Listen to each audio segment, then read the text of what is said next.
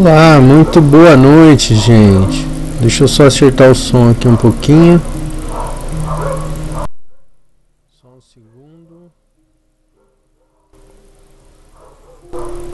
Como é que tá o áudio aí pra vocês agora? Melhorou? Deixa eu ver se tá certinho. Aqui só mais um pouquinho. Aí, acho que agora ficou bom, né?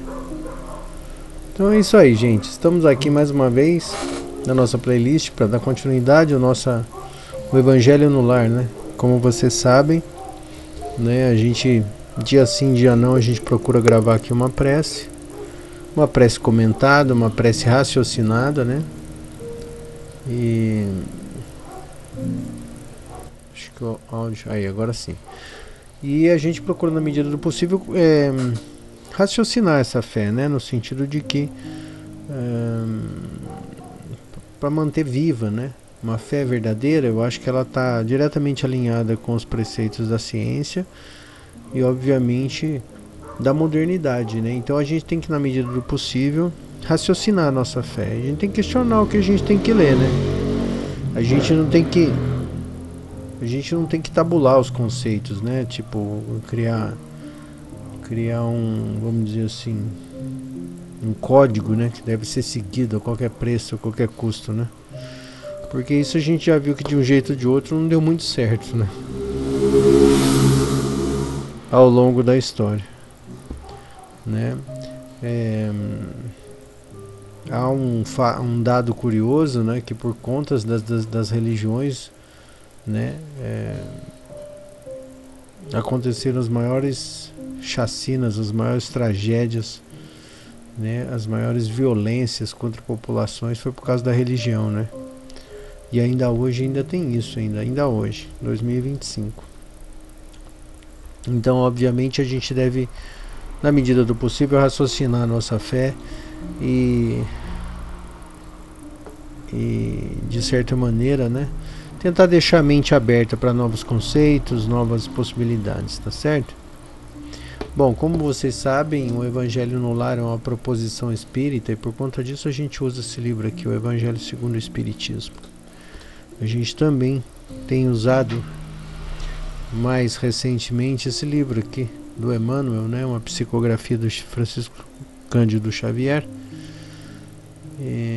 que esse livro também é bem interessante, que é um livro, né, que traz umas ideias interessantes, uns raciocínios interessantes. E por último, esse é um outro livro que a gente usa também, né, Flor do Dia, do Ciprembaba, que também tem uma organização legal sobre certos comportamentos sociais, né? Então, e pensamentos e posturas que a gente deve ter, reflexões que a gente deve ter a respeito da nossa personalidade e a maneira como a gente conduz a nossa vida. Então, por conta disso, eu acho bem legal. A gente usa esses 3 livros que eu chamo de livros base pra gente, então, tentar chegar numa conclusão, né? E o legal é que a gente nunca chega em conclusão nenhuma. Isso é que é o mais legal, né? Parece um contrassenso? Parece. Mas se você ficar aqui nesse vídeo, você vai acompanhar que aqui a gente abre possibilidade para reflexões e, obviamente, uma reflexão nunca fica fechada, né? Ela é sempre uma reflexão, ou seja, a gente sempre está confrontando ideias aqui, né? Na medida do possível, claro, com respeito a todo mundo, todas as religiões, enfim. Bom, como vocês sabem, né? Hoje 1º de outubro de 2025 e você provavelmente, né, vai ver esse vídeo a partir do dia 2, tá certo? Como vocês sabem, eu já fiz uns minutos de reflexão aqui, respiração, para tentar entrar no clima, né, mais adequado da prece. E ao fundo a gente ouve aí a música Dreamland, do Johnny Easton, que está no site Upbeat, vai estar tudo aqui na descrição do vídeo, mas é isso, tá bom? Vamos lá então, começando pela evocação dos nossos bons amigos.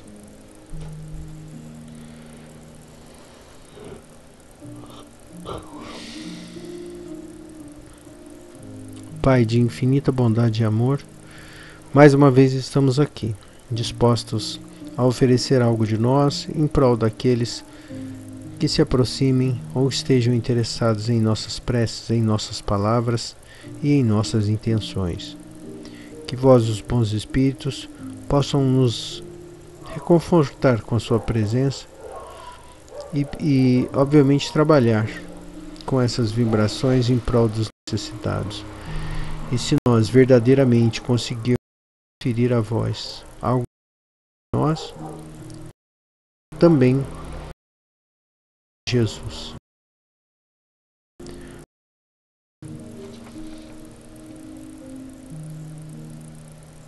Não vim trazer a paz, mas a divisão, tá? Que é o capítulo, faz parte desse capítulo, obviamente, mas isso aqui são as explicações desse preceito, desse título, né?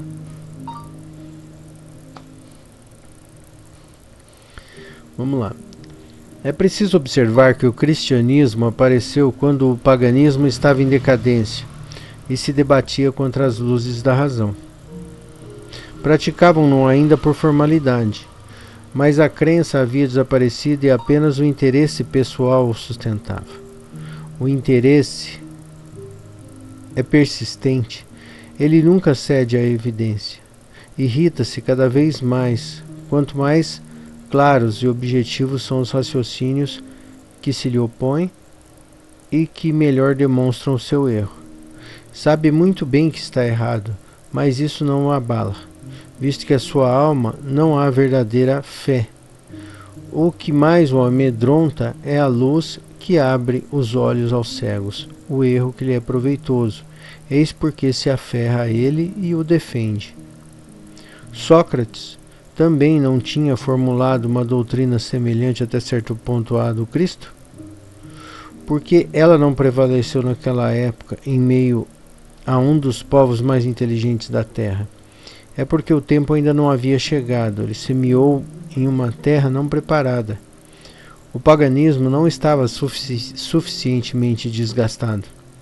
O Cristo recebeu sua missão providencial no tempo determinado, e nem todos os homens de seu tempo estavam à altura das suas ideias cristãs, mas havia um clima mais favorável para assimilá-las, porque já se começava a sentir o vazio que as crenças vulgares deixavam na alma.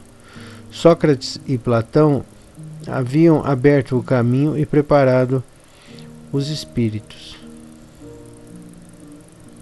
Infelizmente, os adeptos da nova doutrina não se entenderam quanto à interpretação das palavras do mestre, a maior parte dissimulada por alegorias e figuras de linguagem. Daí nasceram de imediata inúmeras seitas que pretendiam ter, com exclusividade, a verdade e, por séculos, não puderam entrar em acordo. Esquecendo-se do mais importante, os ensinamentos divinos, aquele sobre o qual Jesus havia feito a pedra angular do seu edifício e a condição expressa da sua salvação, a caridade, a fraternidade e o amor ao próximo. Essas seitas se amaldiçoaram mutuamente e arremeteram-se uma contra as outras, as mais fortes esmagando as mais fracas, afogando-as no sangue, nas torturas e na chama das fogueiras.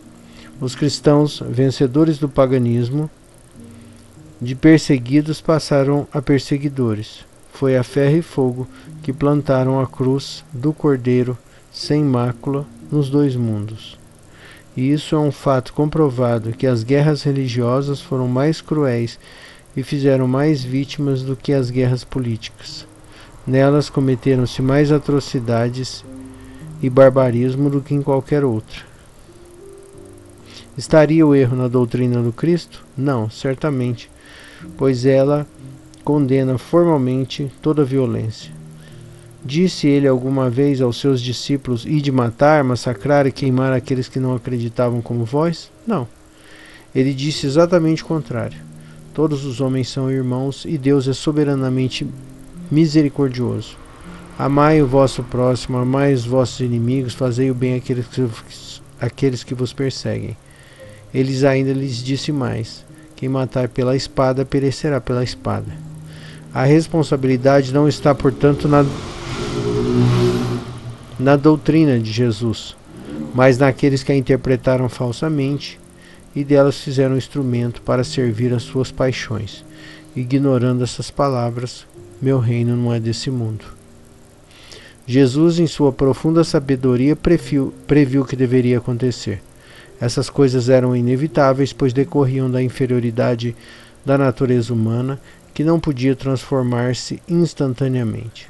Foi preciso que o cristianismo passasse por essa longa e cruel prova de 18 séculos para mostrar toda a sua força, porque apesar de todo o mal cometido em seu nome, dela saiu puro, nunca esteve em questão. A censura sempre recaiu sobre aqueles que dela abusaram, e cada ato de intolerância sempre se disse: se o cristianismo fosse melhor compreendido e melhor praticado, isso não teria acontecido. Uma coisa muito interessante, porque olha só, eu comecei hoje falando que a gente procura aqui na medida do possível fazer uma fé raciocinada. E aí, olha o texto que me sai, né? E se a gente for ver ao longo de todos os tempos, todos os grandes gurus que apareceram, né, com essa ideia de que eu tenho a salvação em minhas mãos, na verdade, ou estavam equivocados ou estavam mal intencionados, né? E por que eu falo isso? Porque isso é do ser humano, né? Eu acho que de certa maneira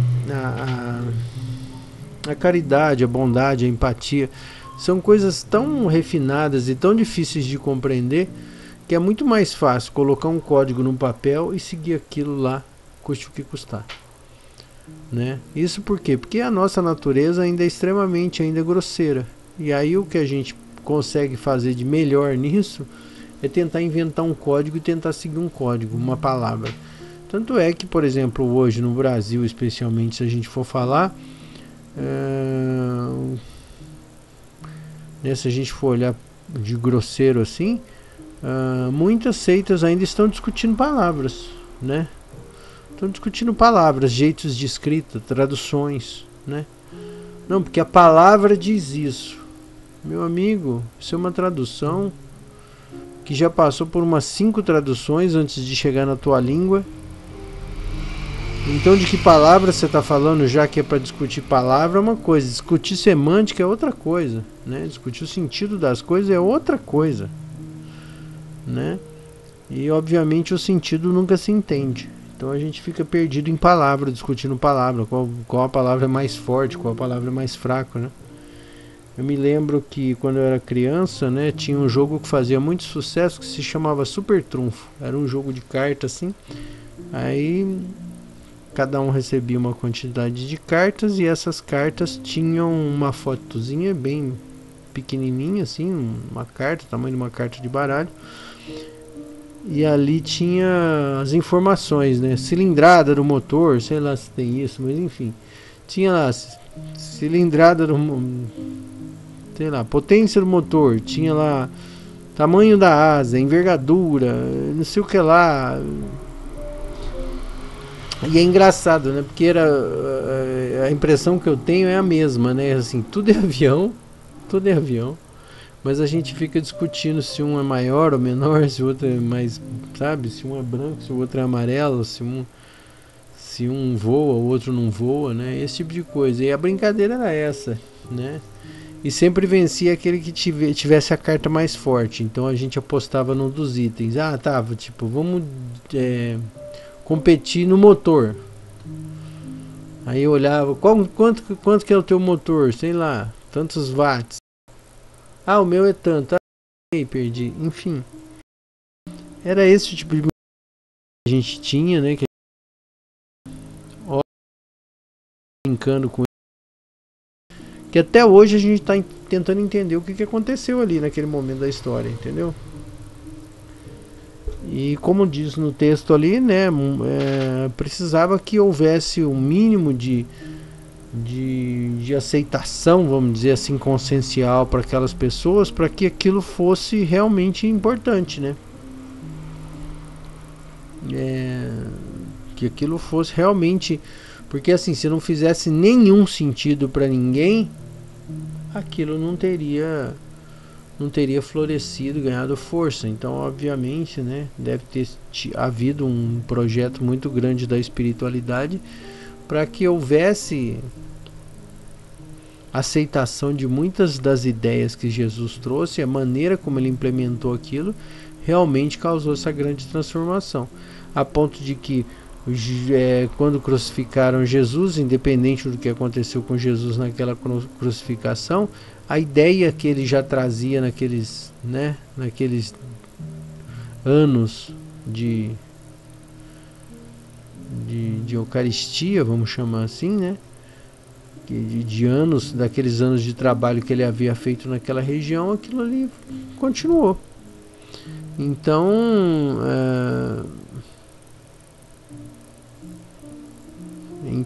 a gente precisa refletir sobre isso, né? Que assim, o tempo inteiro aparece uma seita, um salvador, uma grande ideia querendo, né, transformar tudo, né? Querendo ser dono da verdade. E obviamente isso não é o sentido evangélico de Jesus, né? Não é o sentido da missão, da mensagem que Jesus quis deixar, né? Eu acho que isso está mais que claro pra gente, né? E aí como é que a gente mantém essa ideia viva? Tentando melhorar, tentando avançar, tentando refletir, né? Tentando pesquisar e descobrir todo dia uma coisa nova para tentar esclarecer cada vez mais e ao mesmo tempo ampliar nossa capacidade consciencial de compreender essas coisas, né? Porque senão a gente fica parado no tempo. Eu sempre dou um exemplo assim, a minha avó tinha uma crença que acreditava que Jesus ia voltar. E aí ela morreu em 75, né? 1975 ela morreu. E aí eu sempre pensava assim, que eu achava isso uma coisa muito injusta, né? E aí eu falei assim, meu Deus do céu, ela tá esperando Jesus voltar até hoje. De 75 para cá são 51 anos. 50 anos, né? Faz 50 anos que ela tá esperando, tá enterrada lá esperando Jesus voltar. Né? E quantos mais ela vai ficar lá? Então, é lógico que isso é uma brincadeira e uma provocação ao mesmo tempo, mas é só pra gente refletir, né, o quão importante deve ser a gente ter um espírito mais liberto, uma cabeça mais aberta, né, pra gente não ficar lá no túmulo esperando alguma coisa acontecer por muito tempo, né. E por que eu tô falando isso? Porque tem uma frase, um pensamento que é como uma navalha, se a gente for pensar. A natureza não desperdiça nada. O universo não desperdiça nada. Então assim, não faz sentido nenhum, né?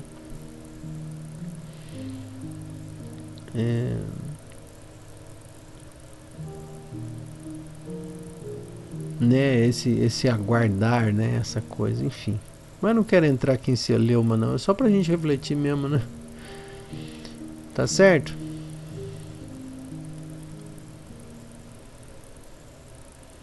Então, eu queria, a partir disso, que nós fizéssemos uma prece pela espiritualidade. Eu vou falar porque eu particularmente estou precisando fazer uma prece pela espiritualidade em específico, porque primeiro porque eles nos envolvem, eles nos abraçam o tempo inteiro, né? Eles estão próximos da gente, e porque também eu tenho ido nos lugares assim que eu tenho sentido umas energias. Então, né?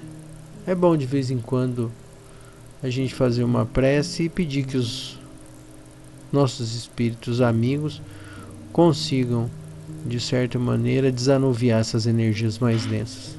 Tá certo? Vamos lá?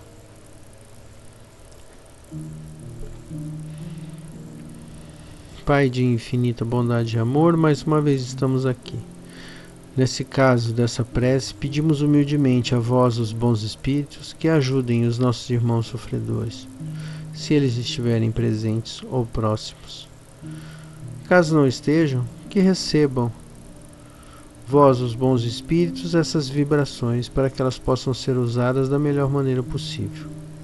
Para nós, só nos cabe pedir um passe energético, revitalizador, fortalecedor, e vós, os bons espíritos, sabem exatamente o que cada um de nós precisamos.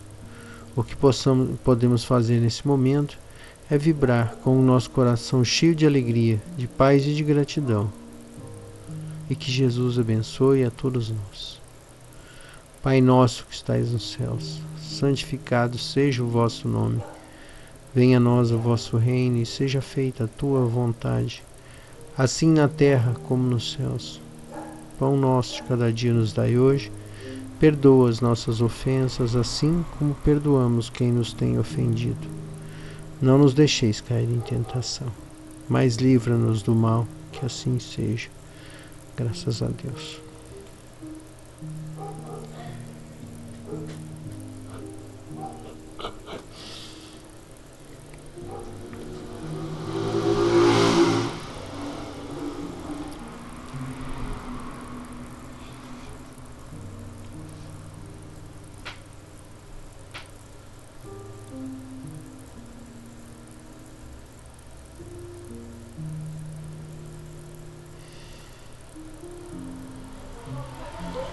Aqui, ó, tá na página 46, ó.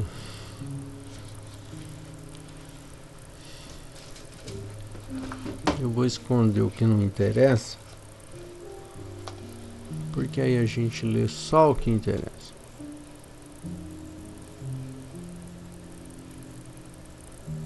Aprendamos a compreender cada criatura no problema em que se encontra.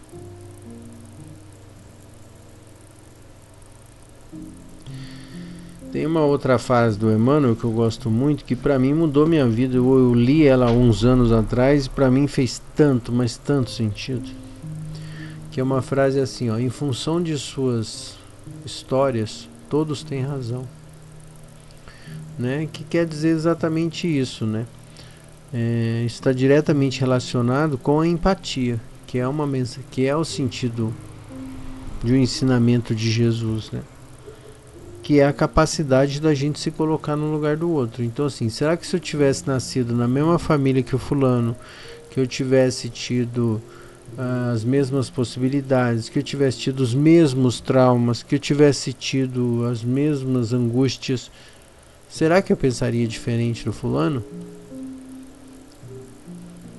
Entende? Então assim, quando a gente se coloca no lugar do outro, verdadeiramente, a gente compreende como é que o outro vai reagir, né? A gente respeita a decisão do outro, né? Porque a gente compreendeu que se a gente tivesse no lugar dele, provavelmente a gente estaria agindo da mesma maneira, né? E isso, de certa maneira, não é tão legal, né? Porque o que a gente gosta mesmo é de ficar para os outros, de ficar julgando, né, de dizer que o plano tá assim por causa disso. Há essas lacunas, essas dificuldades que nós trazemos, aí obviamente você vai ficar mais tranquilo, vai ter mais resiliência, mais capacidade de compreensão da situação como um todo e obviamente se colocar no lugar do outro, que não é nada demais, né? Por exemplo, se a gente ficar vendo esses programas que fazem tanto sucesso no Brasil, esses programas policiais aí que passam na televisão, né? Eu acho que eles fazem um monte de sucesso porque as pessoas estão loucas pra linchar alguém, sabe? Estão loucas pra apontar o dedo pra alguém, estão loucas pra acusar alguém o tempo inteiro, entendeu? Porque a vida delas também não tá boa. Então, o que elas querem fazer é apontar o dedo contra o outro, dizer, mas que filha da mãe, tem que se lascar mesmo, e não sei o que lá. É isso que as pessoas querem fazer, né? E acho que é por isso que isso dá eco, esse tipo de programa dá eco para esses sentimentos dessas pessoas, né?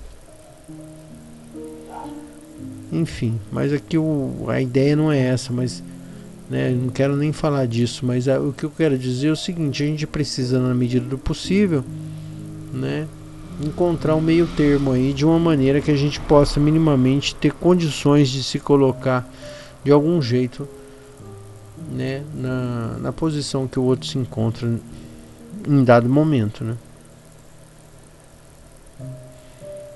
Tá certo? Vamos fazer uma prece por cada um de nós. Cada um vai fazer a prece pensando em si mesmo, pensando nas suas dificuldades, nos seus problemas, tá certo? E Jesus e os bons espíritos vão nos ajudar, com certeza. Vamos lá? Pai de infinita bondade e amor, pedimos, em nome de Jesus, vós, os bons espíritos, possam trabalhar as nossas carências, as nossas dificuldades, as nossas ambições, os nossos medos, para que nós possamos sermos assistidos por vossas bênçãos, clareando as nossas ideias e dando-nos a coragem necessária para os nossos enfrentamentos. Que assim seja. Pai nosso que estais nos céus, santificado seja o vosso nome. Venha a nós o vosso reino e seja feita a tua vontade, assim na terra como nos céus.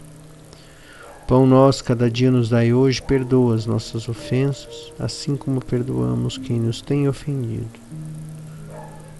Não nos deixeis cair em tentação, mas livra-nos do mal, que assim seja, graças a Deus.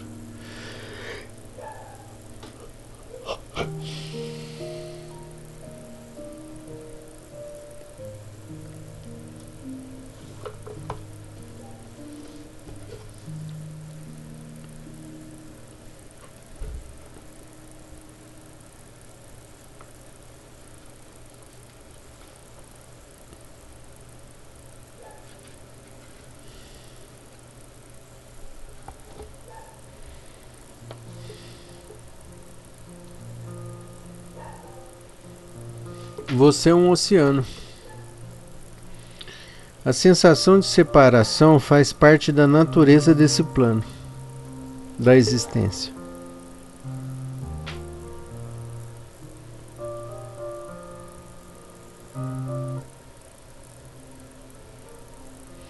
Vou ler de novo.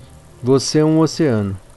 A natureza da separação faz parte da natureza desse plano da existência, do qual estamos vivendo a experiência da individualidade através do nosso ego. O ego é como uma gota de água que está separada do oceano. Estando separada, ela não se sente pertencente e desconhece que a sua própria essência é o oceano. Assim, é a entidade humana em evolução, tomada pela ilusão da separação. Acredita ser apenas um corpo isolado, enquanto na realidade é que ela é o próprio espírito que habita todas as coisas. Que é mais ou menos isso, né? A gente é uma expressão de Deus, uma expressão da natureza, né? Vós sois deuses, né? Já ouviram essas frases, né? De Jesus. Então, assim, esse é o ponto. A gente é a expressão da natureza, mas a gente se afasta. A gente começa a usar umas máscaras em função dos traumas que a gente sofre na nossa infância, na nossa vida. E aí simplesmente a gente começa a julgar o outro, como se a gente não fosse ser humano, como se a gente não fosse parte desse lugar. É como se a gente estivesse olhando de fora para cá e julga, como se a gente não entendesse a natureza humana. E de fato a gente não entende, né? Então a gente prefere apontar o dedo, sacrificar a pessoa, colocar o outro para baixo, diminuir o outro para a gente ganhar um certo destaque.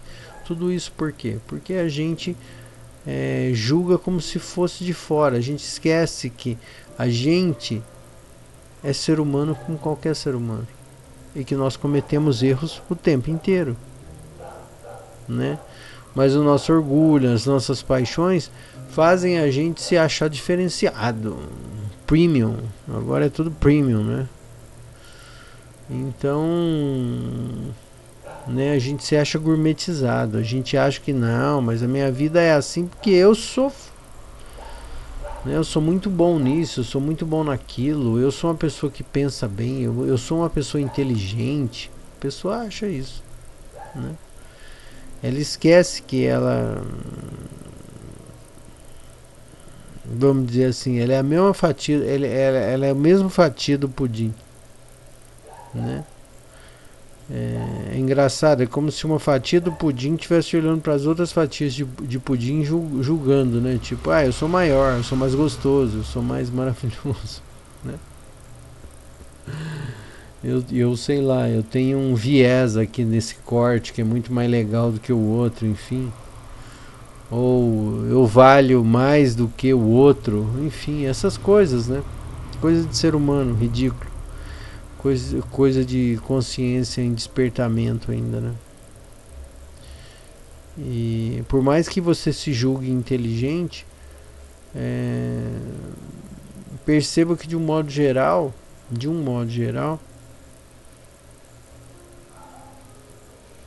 né, você olha para a sociedade, para a humanidade, você vê as barbaridades que ainda hoje acontecem, né?